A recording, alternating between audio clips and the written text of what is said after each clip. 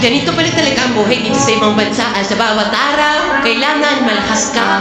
Sa bawat araw, kailangan pasahin mo yung sarili mo. Sa bawat araw, kung masakit man yung likod mo, masakit man yung ulo mo, wala kang choice. Kailangan bumamon ka. Kailangan pumasok ka. Yung tipong kahit na sumasakit yung likod mo, yung ulo mo, sa bawat umaga, nanipisin ka, papunta ng trabaho. Wala. Kailangan patunayan mo na ayaw mo tapusin yung kontrata na pinirmahan do dito. Kailangan manon, hindi ko ayayin eh. Pero eto na yun, ito na yung totoong laro ng buhay. Laro ng buhay na hindi mo pwede basta-basta na lang sukuan na bawat araw, kailangan lagi mong sumusan.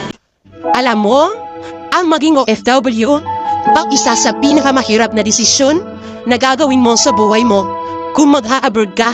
Dahil kailangan mong mangibang bansa para sa pamilya mo. Super mahirap mawalay sa pamilya kung alam nilang bawat minuto, bawat oras, bawat araw at bawat taon na hindi mo sila nakakasama. Lahat yan ay titiisin para lang mabigyan sila ng buhay na masagana. Kahit ang kapalit nito ay ilang taon na pagkakawalay sa kanila. Mahirap talagang maging OFW dahil lahat ng okasyon sa buhay mo, habang nasa ibang bansa ka, ay hindi mo sila makakasama. Nariyan ang graduation day, ang Pasko, bagong taon, at marami bang iba. Mag-isa mo itong haharapin? Oo, mag-isa, homesick, ang isa sa pinakamalakas na kalaban ng mga OFW na kapag hindi mo nalabanan, talo ka.